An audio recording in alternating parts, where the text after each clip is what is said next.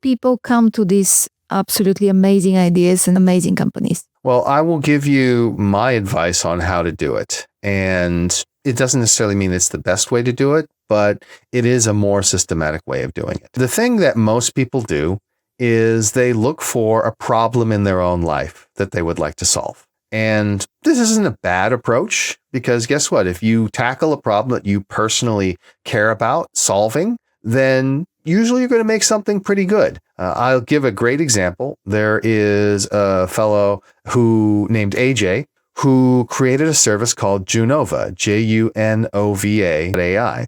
He's actually a very successful, long-standing person in Silicon Valley, but he created this AI-based service that all it does is you forward your emails from the airlines to it after you've booked your travel, and when they drop the prices of their tickets, it gets you a refund, or rather flight credits. Simple, straightforward, but super helpful, because I never got any flight credits before. I mean, you buy the ticket. Do you ever go back and look and check and see if they lowered the price? And if they did you do anything about it? This just does it. And that's great. But, it is intentionally a lifestyle business. He understands this is not something that's $1 trillion business. It's just something that's really useful. And I think that a lot of times when you're solving the problems in your own life, it can fit into that category. Maybe it's valuable. Maybe it's not. Maybe it's broadly applicable. Maybe it's not. And this is especially a problem for young people, because young people will go ahead and they will build the products that matter to them, which means they'll build some sort of food delivery service or some sort of dating app or doing all these different things. And there are certain markets that are therefore wildly overpopulated. Now, the thing that I recommend people do, and it's easier for folks who've actually been out and had some experience and worked, is to find a market, an audience, a set of buyers that you really want to help, and then go and observe them very closely. And it could be from your own experience. My own professional experience, a lot of it was on the marketing side. So I thought a lot about the sort of marketing issues that need to be solved. But it doesn't have to be, something you directly experience. One of the things I learned at Stanford when we studied product design is, how do we empathize with other people and their problems? How do we conduct deep research into the obstacles they actually face rather than the assumptions we have about them?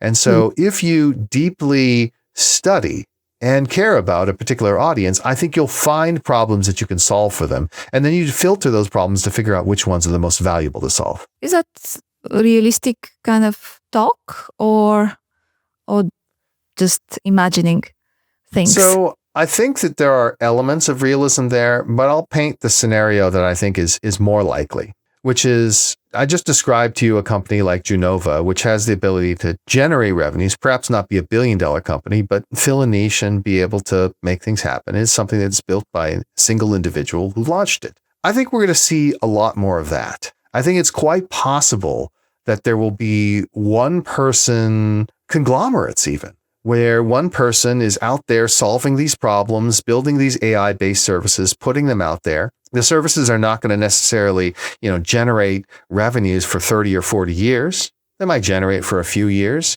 and then maybe they fade out. But I think it's quite possible to, as a one-person band, build out a real set of businesses around you that are generating revenues and profits and helping support you.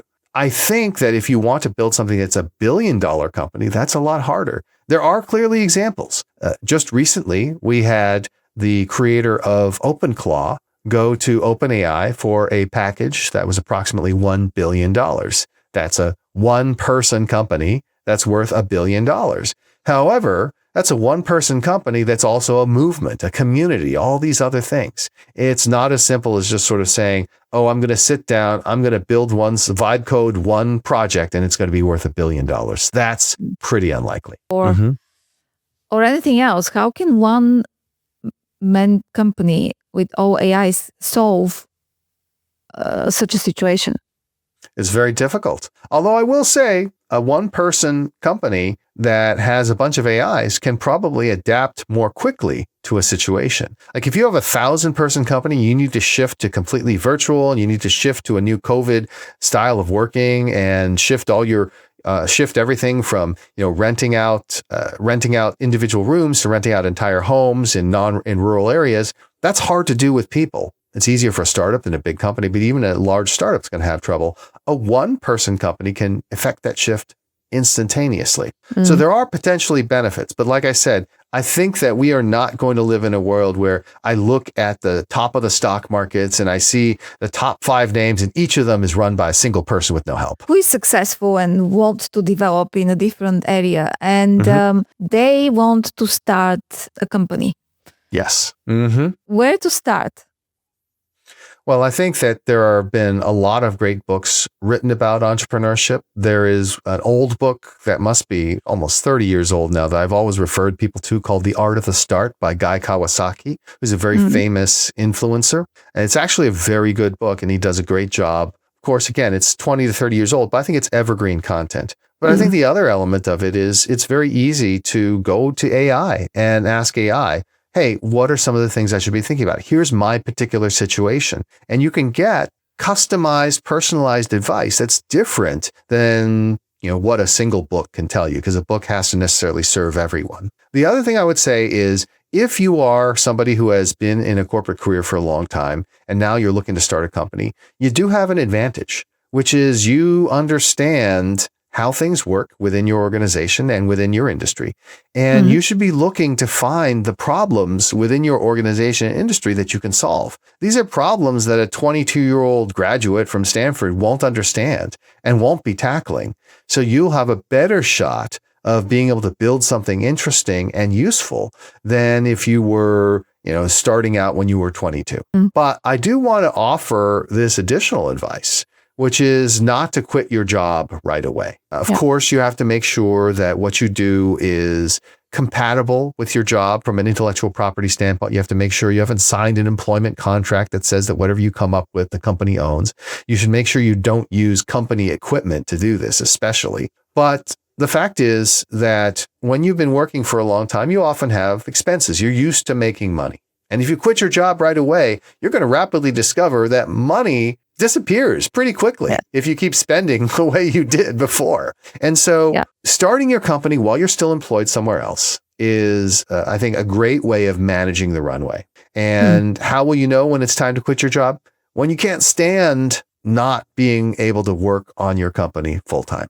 And I went through this process myself in my career, and I had to make that, clear, decisive move when it was time to leave my job and focus on the startup. And I generally felt pretty certain by the time I did that. I didn't feel uncertain. I was like, oh, maybe I should do this. Maybe I shouldn't. I'm like, nope, now's the time. And it may not work out, but that doesn't mean it's the wrong decision. Now is the right time, and I have the confidence to do this.